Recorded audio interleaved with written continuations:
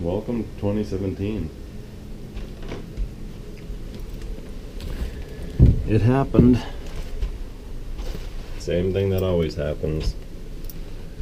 Time passes. Just look at the snow today.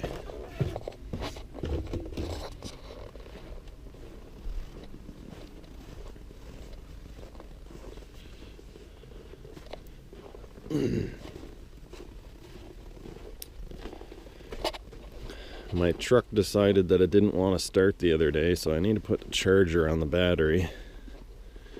We'll see if it starts here today, but I kind of doubt it will after had it running yesterday for about 45 minutes, so maybe it will. Who knows?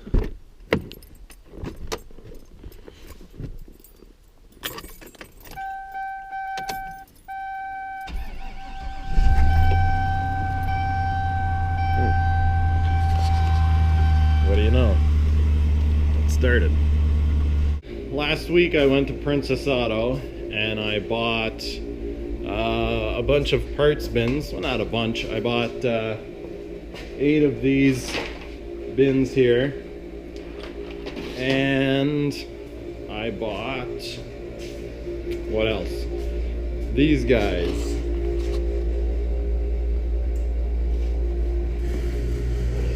I ended up doing a carb clean for a guy on his snowblower for a friend, and he gave me this rack. It's a trade for labor, and a whole bunch of bins with it. So I've got a whole box of bins. I haven't opened them up yet.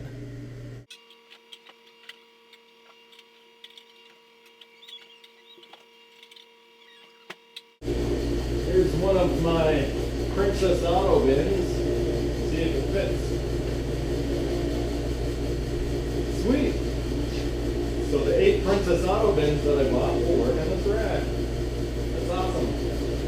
I should probably mount some on either side before it tips over. Anyway. I also have these big bins that I got before somewhere. Let's see. Nice. That's awesome. That saves me a lot of space. I'm gonna need to get more crap to put in these bins. I've got 1, 2, 3, 4, 5, 6, 7, 8 empty bins on the other side. There's no junk in them. I need more junk. Yeah, that's awesome. Doesn't take up a whole lot of room. You can move it around. And it's a place for all my shit. I love that.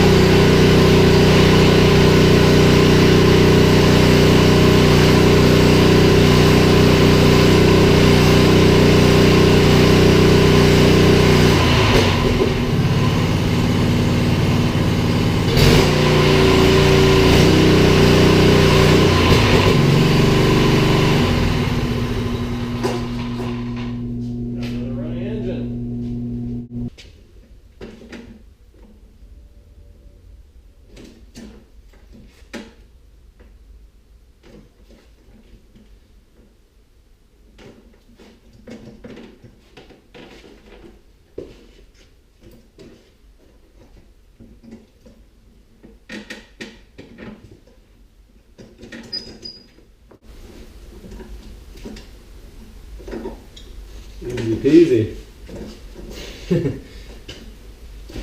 Just do a quick realignment on her.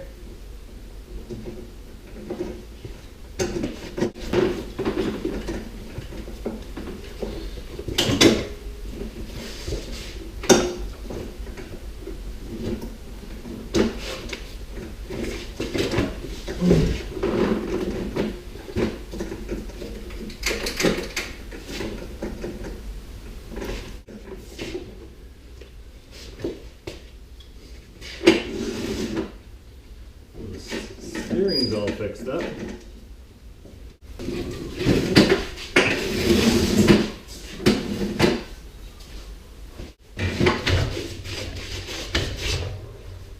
Wow, there's like gallons of gas in this thing. Highly illegal, Corey and Trevor.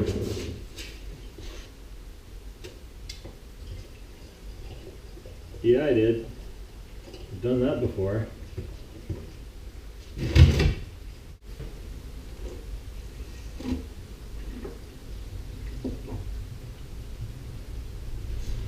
And this one's full.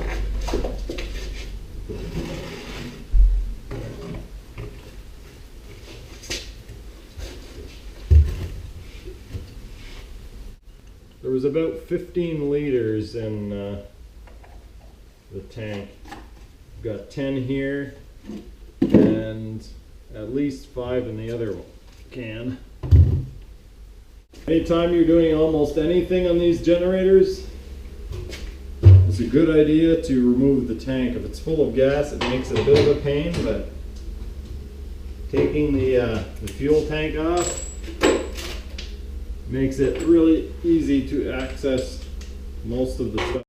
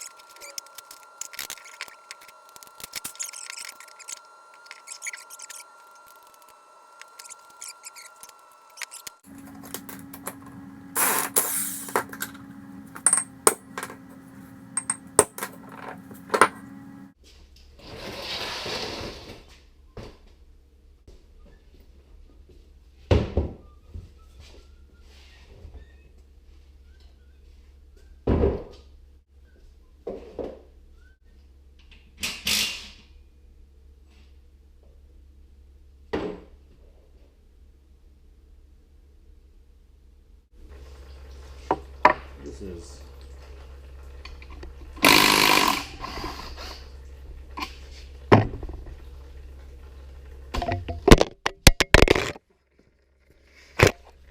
you knew that was a good idea, though. You did it anyway.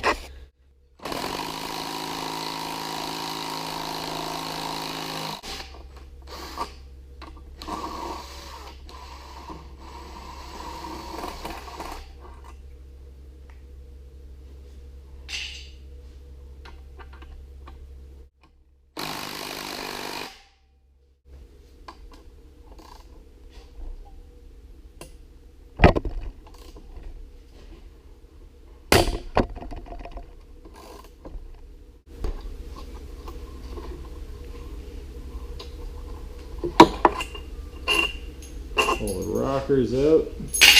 Alright, we can turn the engine sideways now that it's done drifting.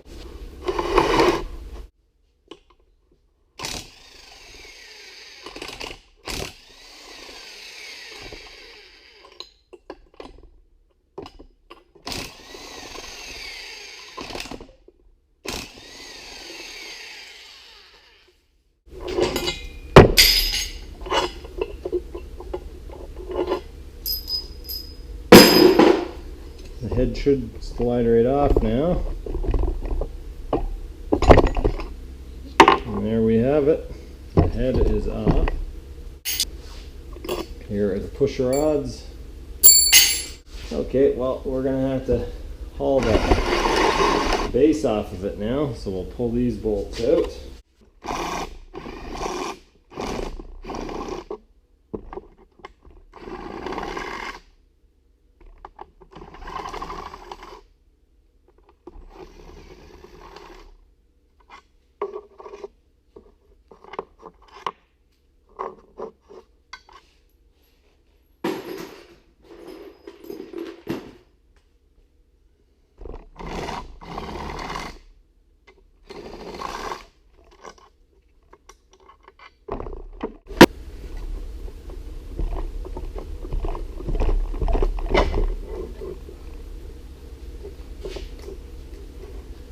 Separate the gasket.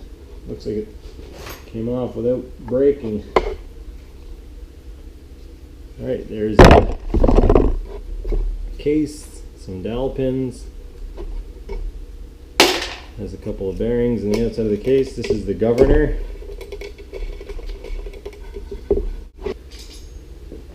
We have a camshaft. Should slide right out.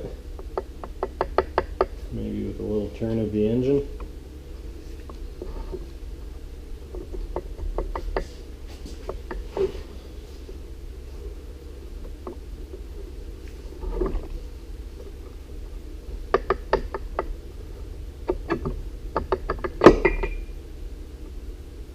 Camshaft looks to be in okay condition.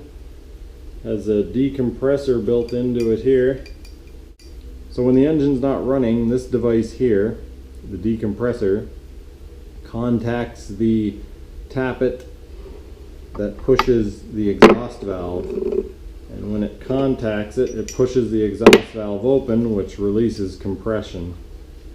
And then as the engine speeds up, the centrifugal force pulls this out, which pulls the decompressor away and gives you your full compression.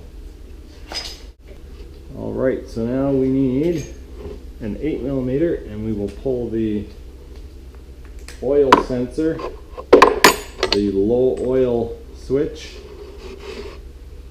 here.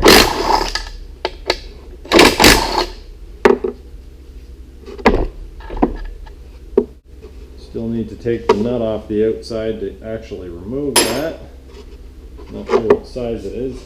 I think it's 14. It's actually loose.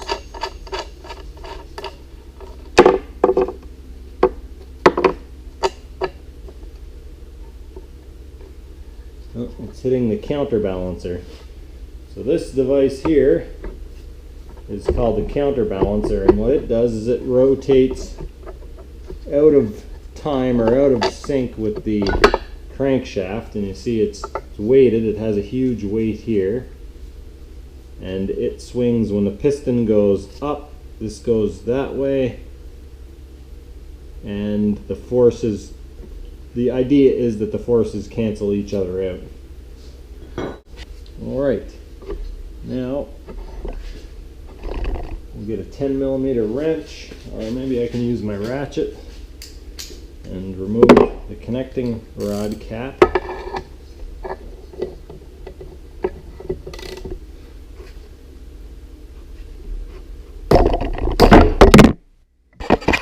Could have guessed that was going to happen. Alright, we've got the second bolt off. Grab the cap by the splasher. These don't have an oil pump. They just splash the oil around with this little stick off the bottom of the connecting rod cap. And that splashes the oil up onto everything. So now that we have the connecting rod cap removed, we should be able to rotate the crankshaft and get the connecting rod out of the way enough so that we can slide the crankshaft out of the engine. Alright, just like that. And there's the crankshaft. I can can get the piston out the bottom, but it won't come out the top.